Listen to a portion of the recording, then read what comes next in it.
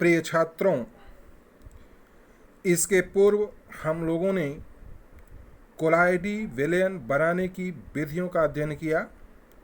इसके बाद कोलाइडी विलयन को कैसे शुद्ध करते हैं, शोधन की विधियों का अध्ययन किया। अब हम लोग कोलाइडी विलयनों के गुणों के बारे में अध्ययन करेंगे।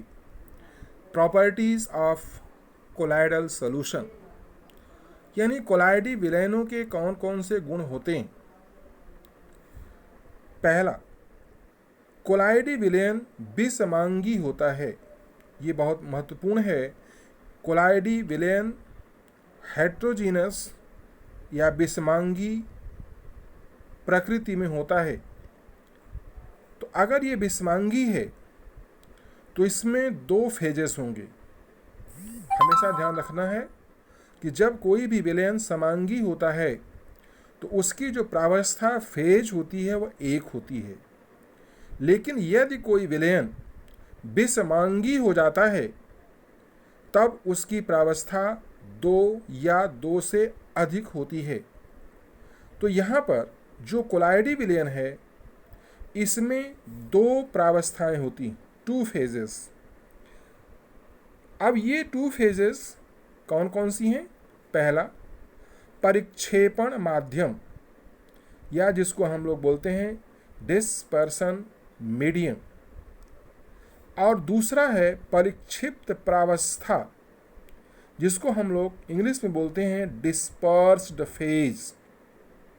तो परिक्षेपण माध्यम में परिक्षिप्त प्रावस्था के कण परिक्षिप्त होते हैं और इस प्रकार से कोलाइडी विलयन प्राप्त होता है।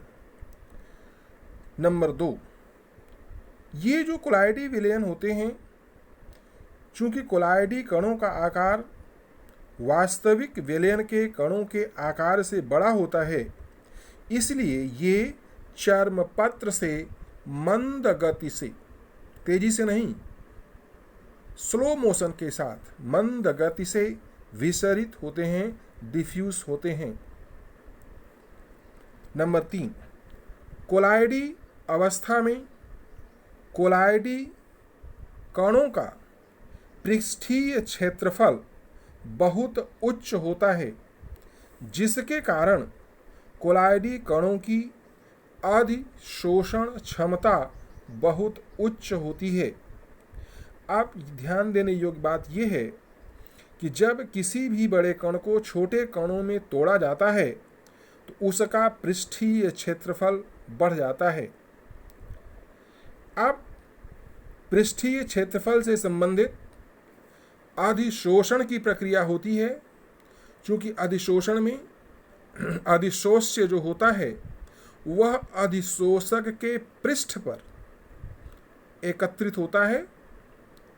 तो अगर पृष्ठीय क्षेत्रफल का मान बढ़ गया, पृष्ठीय क्षेत्रफल बढ़ गया तो अधिशोषण की मात्रा भी बढ़ जाती है, जिस कारण से कोलाइडी अवस्था में कोलाइडी कणों का पृष्ठीय क्षेत्रफल बढ़ने के कारण अधिशोषण क्षमता भी बढ़ जाती है।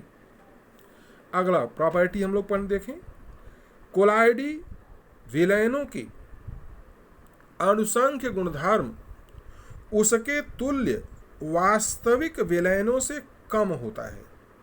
ध्यान देने योग्य बात यह है कि जैसे अगर समान सांद्रता के दो विलयन बनाए जाएं, एक कोलाइडी विलयन, एक वास्तविक विलयन, तो सांद्रता समान होगी लेकिन कणों की जो संख्या होगी कोलाइडी विलयन में आकार बड़ा होने के कारण कम होगा, जबकि वास्तविक विलयन में कणों का आकार छोटा होने के कारण कणों की संख्या अधिक होगी।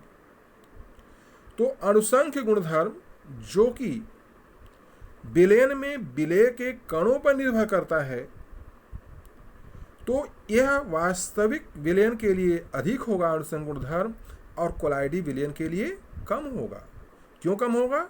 क्योंकि कोलाइडी विलयन के कणों का आकार बड़ा होता है, और अगर समान मात्रा में कोलाइडी कण हैं और वास्तविक विलयन के कण हैं तो कोलाइडी कणों की संख्या कम होगी और वास्तविक विलयनों के कणों की संख्या अधिक होगी, जिस कारण से वास्तविक विलयनों का अणुसंख्यक गुणधर्म कोलाइडी विलयनों के अणुसंख्यक से अधिक होगा।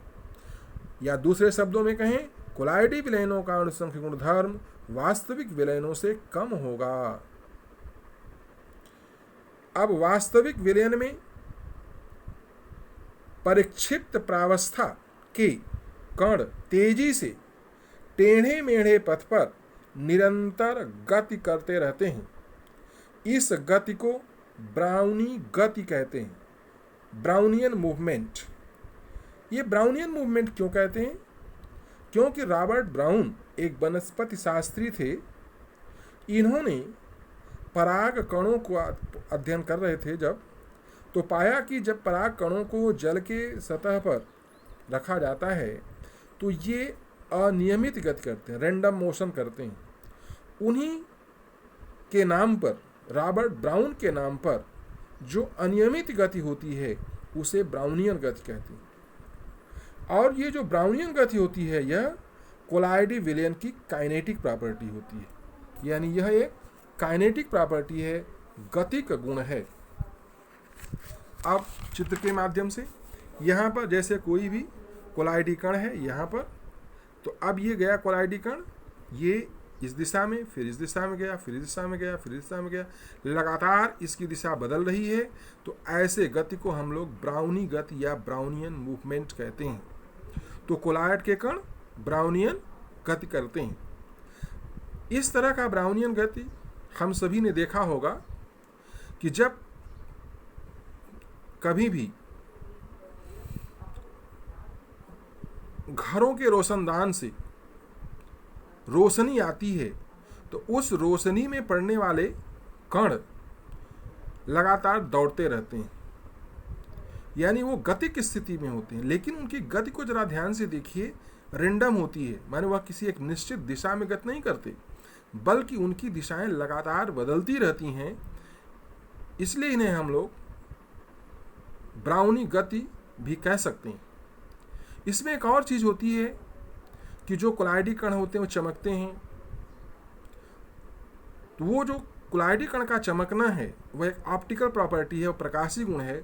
उसका अध्ययन हम लोग बाद में करेंगे, उसके बारे में विस्तृत। तो ये जो ब्राउनी गति है ये होती क्यों?